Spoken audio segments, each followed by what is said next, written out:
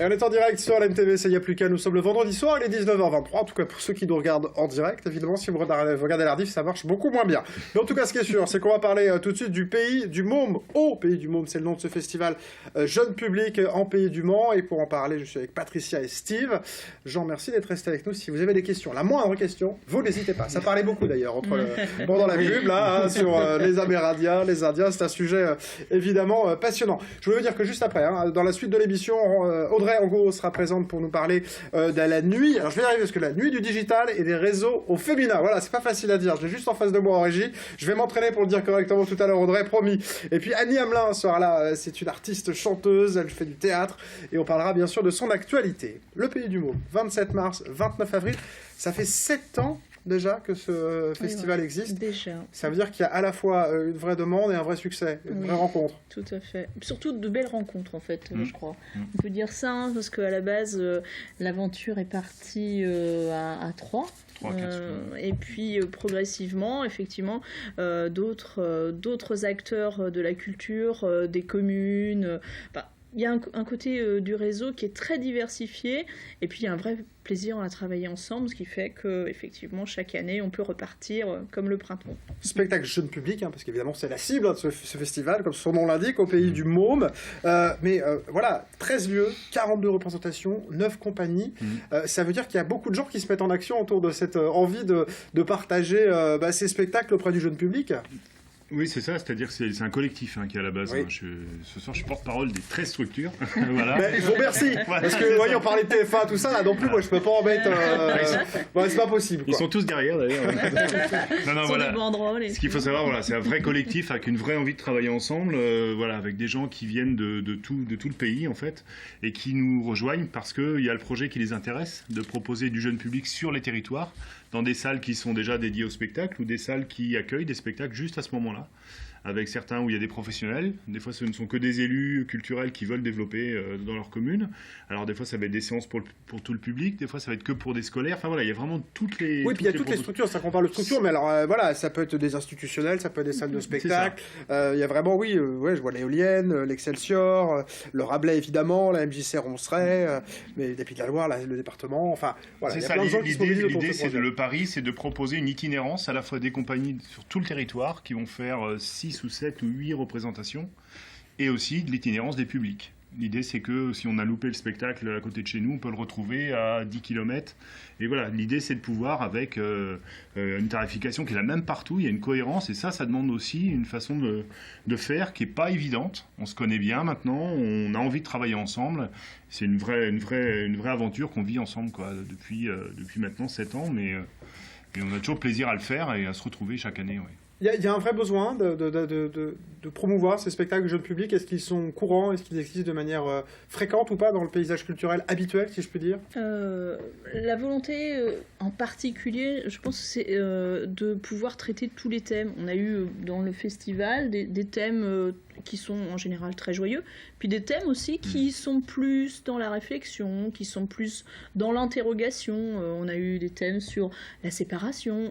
On traite vraiment de thèmes très divers, sans pour autant être que dans le ludique, mais il y a aussi ce pan de réflexion qui fait que, en sortie de spectacle, on va pouvoir en parler, on va pouvoir voir les choses différemment. C'est à la fois effectivement cette envie d'aller au spectacle pour passer un bon moment, mais ce bon moment, il peut se traduire aussi par une vraie réflexion, un sujet sur lequel on va pouvoir débattre. Donc c'est vraiment cette envie forte justement de passer aussi des messages. Ça veut dire qu'il y a des débats avec les enfants?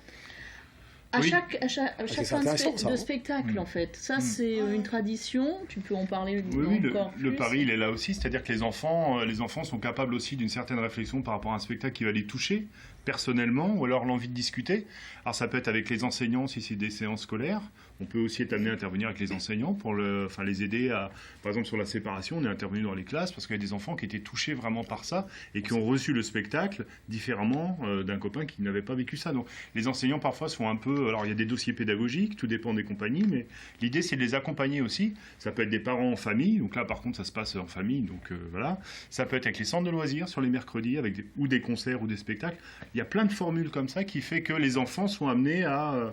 alors il y a des spectacles drôles, il y a d'autres qui sont plus poétiques, dansants, des concerts, enfin voilà, on mélange tout ça. On va regarder un petit peu le programme justement. Quand on parle d'enfants, on parle de quel âge? À partir de 3 mois. C'est de 3 mois jusqu'à... Même les grands adorent en général les spectacles. Moi je prends un vrai plaisir à voir certains spectacles. C'est toujours à partir de... Ouais, voilà. À partir de 4 ans, à partir de 6 ans et après... C'est des spectacles qu'on peut aller en famille, c'est ça qui est bien aussi. Avec les grands-parents. C'est pas toujours évident de pouvoir partager un spectacle sur lequel personne va s'ennuyer, où on n'y va pas juste pour les enfants, parce que c'est ce que je voulais dire un petit peu, c'est qu'il y a des spectacles très sympathiques. On va regarder un extrait d'ailleurs pour se rendre compte, parce que vraiment il y a des choses très drôles. Boîte à gants, voilà, tiens, c'est la toute petite compagnie qui fait ça. On regarde un petit extrait.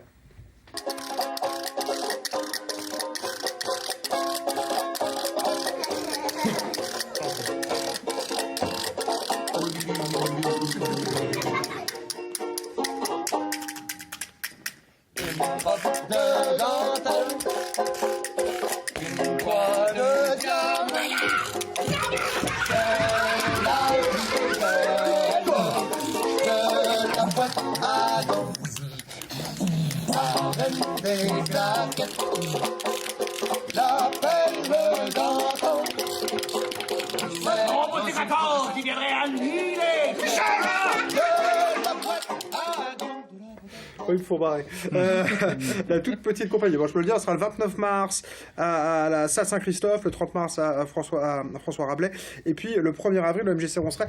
C'est ça l'intérêt, on le disait tout à l'heure, c'est que ce spectacle, il va bouger. Et puis beaucoup de séances scolaires aussi. C'est-à-dire que voilà, c'est des musiciens à la base qui ont créé ce spectacle et qui ont une grande boîte avec plein de gants, ils font collection de gants, et chaque gant va devenir un personnage d'une... C'est complètement déjanté, mais c'est très très bien fait musicalement, et voilà, il y a plein de choses autour des musiques, autour des instruments, et voilà, on a bien rigolé aussi en tant qu'adulte, donc voilà. On se fait un autre petit extrait, la succulente histoire de Thomas Farcy. J'ai bien aimé celui-là aussi. L'eau froide, en chauffant, a créé une perturbation. La création de courants d'air chaud. Parmi les courants d'air froid, on crée un vaste système dépressionnel. Si vous ajoutez à ça les vents d'ouest à mi-est, qui ont poussé la dépression vers le petit village de Coureux, et ainsi facilité la création de cumulonimbus. Les cumulonimbus, qui, comme tout le monde le sait, sont porteurs d'orage. Aussi, un éclair est venu percuter à une vitesse incroyable le fond de cette marmite.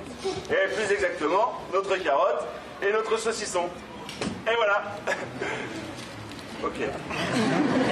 Ben quoi, j'ai bon, là. Ce qui est drôle, c'est qu'ils arrivent, ces artistes, avec une situation minimaliste là, à nous emmener complètement. Quoi. Vous m'ont vraiment fait sourire quand je les ai vus.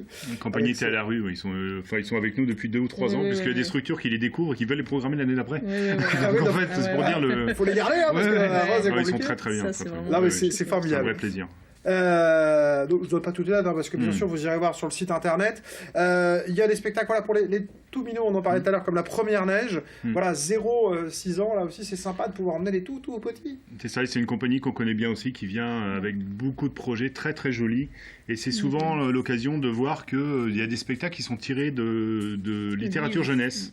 Et avec le centre de ressources départemental jeune public, on travaille chaque année sur une journée professionnelle de réflexion autour du spectacle jeune public. On n'est pas que dans la proposition de spectacle, on est aussi dans des moments où on se retrouve pour réfléchir sur l'adaptation des spectacles adaptés de littérature jeunesse ou littérature enfance, donc avec des metteurs en scène qui vont venir, Christian Duchange, des gens qui vont venir pour parler de comment on adapte de la littérature jeunesse en spectacle tout public, familial et destiné aux enfants. Beaucoup de bibliothèques, et on travaille aussi avec la bibliothèque départementale de la Sarthe. Donc voilà, il y a vraiment une connexion, on n'est pas que dans le spectacle, on est aussi dans la réflexion sur qu'est-ce qu'un spectacle jeune public et comment ça fonctionne, voilà. Et c'est des compagnies qui viennent de partout, de Figeac pour celle-ci, d'Angers, des fois on a des compagnies belges, on a des Bon, Et ben en tout cas, un super programme à découvrir du 27 mars donc au 29 avril, un peu partout, on l'a dit, en Sarthe. Encore une fois, je le rappelle, 13 lieux, 42 représentations, 9 compagnies qui viennent nous ravir pour les plus jeunes et les plus grands qui peuvent s'amuser en même temps. Ça fait du bien. Festival Jeune Public en Pays du Mans. Merci d'être venu nous le présenter. On remet le site internet, s'il vous plaît, en régie, parce que comme ça, il y a une belle programmation, mais il faut aller la voir. Hein. C'est un blog, paysdumôme.over-blog.com. Merci aussi à Jean Lemoreau d'être venu nous parler de cet ouvrage. Rien n'est jamais définitif. Voilà, un personnage haut en couleur à découvrir, extrêmement sympathique et passionné. Allez, d'autres invités extrêmement sympathiques et passionnés, il y en a dans la suite de l'émission. Audrey Angot qui nous parlera de la nuit digitale et des réseaux féminins. Je me suis regardé, j'y arrive toujours pas. Et Annie Hamelin, artiste dramatique, chanteuse. Et une vraie surprise, il y aura un live surprenant dans un instant. Merci à mes invités. On arrive dans un instant. Ça y est, plus qu'à.